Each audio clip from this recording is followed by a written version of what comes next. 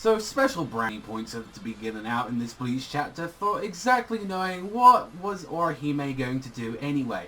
Oh look, Ichigo got hit. What was the whole point of me being here? To defend him. That didn't go too well, now did it? And of course, the mundane response of being Kurosaki-kun, Kurosaki-kun. I'm only joshing, this was a pretty decent chapter, but Orihime, you had like one job, but really you couldn't have like, you know, get that Santenki shirt out there, you know, do a little bit of the job, Although, of course, your watch is getting a bit big for his britches now. I wouldn't be too surprised and all that. I think I'd be quite cocky as well if I could start seeing the future and everything. He's like, yo, Ichigo, I've had enough of this bullshit. Let me show what you can do exactly. And Ichigo, not exactly. I know, like, Ichigo not had much training at all, like, even throughout the entirety of near 700 chapters of the series, but jumping in head in is not the best idea against this guy. It's like, no, I'm just gonna go in there, and of course Orihime with response of, instead of saying Kurosaki-kun, she said, wait, Kurosaki-kun. It's a completely different word, you see.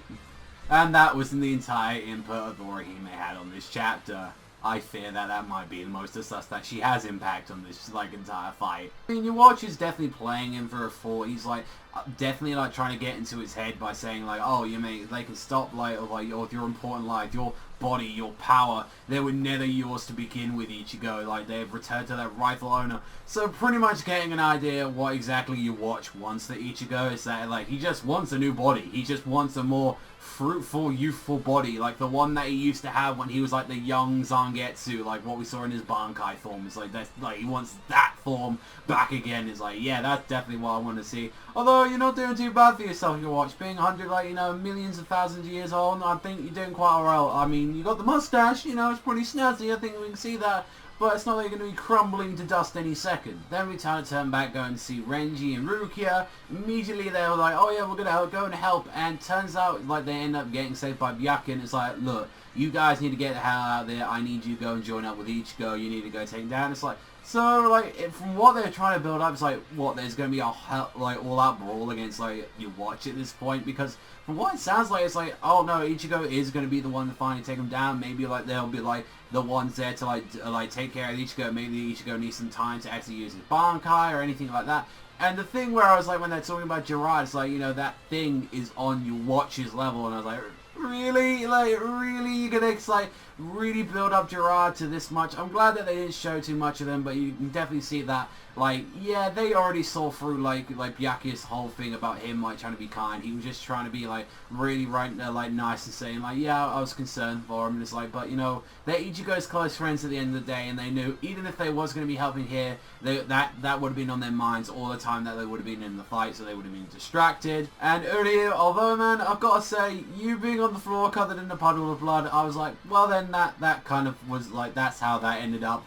And, like, although he did have an undying will saying, you know, like, the truth is, like, even after, like, you know, like, Hashimoto was really trying to get to him, saying, like, you know, like, I really understand you, Uri, what kind of man you're gonna be, and, like, Uri even saying, like, I don't even know the answer myself until, like, I see all of you pieces of shit drop like fly. So, you know, that's, like, how it is, and he was like, oh, that's how it is, and their fight is gonna be continuing. Although, which we can mention the most important part of the chapter, and the bit that we're excited for, is when fucking Isshin and Ryūken arrive, like, finally onto this part, which is something that we wanted to see for a very long time, is that these two wanted to, like, arriving in this world, especially Ryūken. He has a bunch of stuff that he needs to say about it, and it's like, they actually managed to get Heijutsu, like a medallion, like a special trinket that Ryuken's father actually had, and I don't know, I really do like just the page, the last page, where it's just like, Ryuken standing all high and mighty, and just like, there's Isshin there looking like he's not giving a fuck at all, even though he's like, it's completely, like,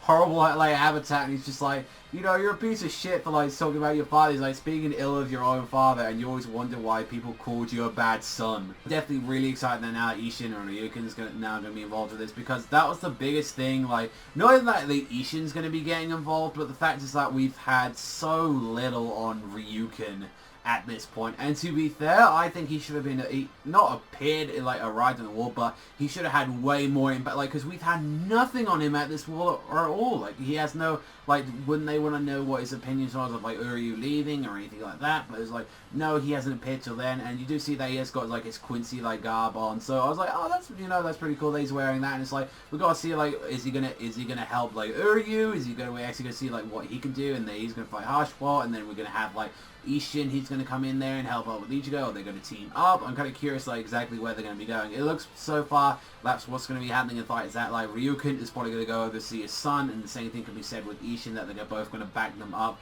and maybe give them some advice, and, like, saying, this is what you need to do, you need to take care of this. And that'd be a nice thing, you know, we get to see a father-son, like, sort of thing with Ryūken, and maybe they can actually talk about, like, a little bit about the past, and, like, what was going on, and, like, why exactly he joined. So, I mean, overall, I did like the chapter, like, definitely at the ending, I think it's got some real good setup on there. Although, Ichigo-wise, like, battle-wise, I do think he was acting like a fucking idiot, though, just charging straight in, even without, like, with the whole excuse of saying, oh, he's had no battle training.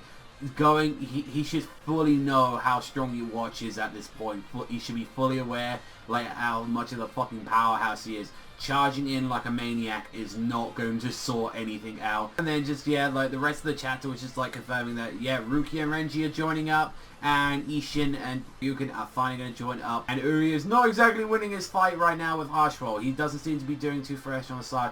It's like, to be fair, like, I didn't enjoy the chapter, like, to the fullest. I do think, like, that definitely the last panel from what we saw, though, with Isshin and Ryūken has got me some really high expectations for the rest of the chapter. So, I don't know, I give this, like, 5.5 out of 10 to like 6. I think it was a fine chapter. I think it has a really cool ending, but cool ending aside and all that, it's like Ichigo went in, charged his sword, and acted like a fucking asshole, and Orihime being pretty useless as per usual. Let me know what you guys think in the comment section down below. Are you definitely excited that Ryūken and Isshin finally getting involved in this war? That's the bit I was most excited about this chapter, but let me know what you think in the comment section down below, but I'll see you guys